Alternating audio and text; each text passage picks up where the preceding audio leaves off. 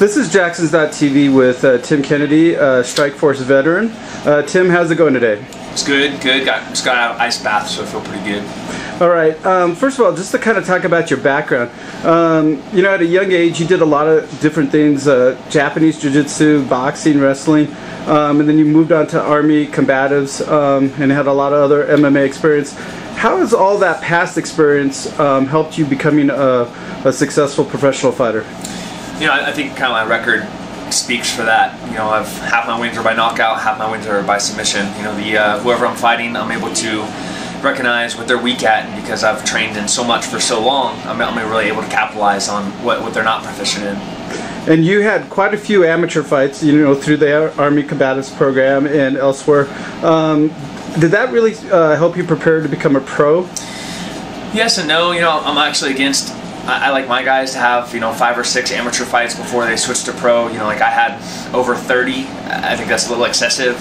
But there wasn't much out there in the late 90s and early 2000s for pro guys. So the line between pro and amateur when you're fighting on an Indian casino, it was kind of blurred. But I do carry a lot of that experience into the ring. Anytime I'm fighting somebody, you can really see how I'm processing everything that we're doing. It's not just I'm not out there being crazy and I'm fighting. I'm trying to be intelligent about how I beat this guy.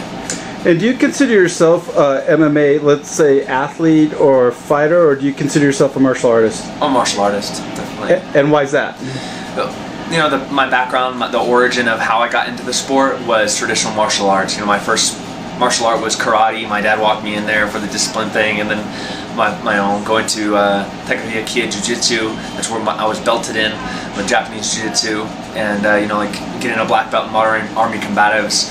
It's just a lot of martial arts. I was never the wrestler that learned to box and now I fight MMA. I was never the boxer that learned how to defend takedowns and now I do MMA. I'm a martial artist. I train in a whole bunch of different martial arts and now I'm competing in mixed martial arts. And it's well known, you were a special forces soldier. It's well known how difficult that qualification course is and training is. Through your experience in the military, what did you bring into your MMA pro career? I think the biggest thing was the discipline. The regimented lifestyle that the special forces, Green Berets, Ranger, Sniper, school, all those things gave to me was how to organize my life, how to become a disciplined athlete. Not how to eat right, but how to be disciplined enough to be able to walk past Buffalo Wild Wings and eat my ground turkey instead. It's just the discipline that they gave me really translated well to MMA. And what has it been like being here at Team Jackson Winkeljohn?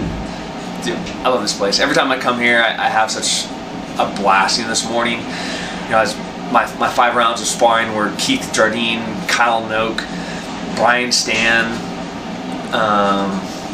again, and then a new guy from Indiana. And it was, there's my 5 rounds. It's awesome to be at that level, to be able to compete with those guys, and I'm humbled to be in a room with so many champions and soon-to-be champions and previous champions.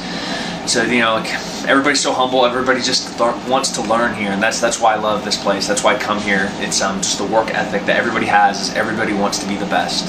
And do you actually see that team environment? Absolutely. There's very few times in MMA where I've gone. I've traveled a whole bunch of different fight camps where you feel the community and the family that you feel here. The reason the guys come here and the reasons that we all love each other is because we all want to be the best, and we're all supporting each other and pushing each other to become the best. In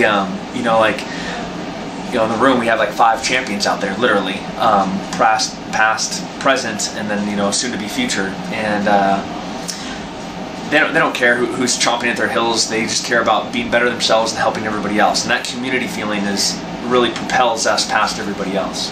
And what can you say about the coaches here?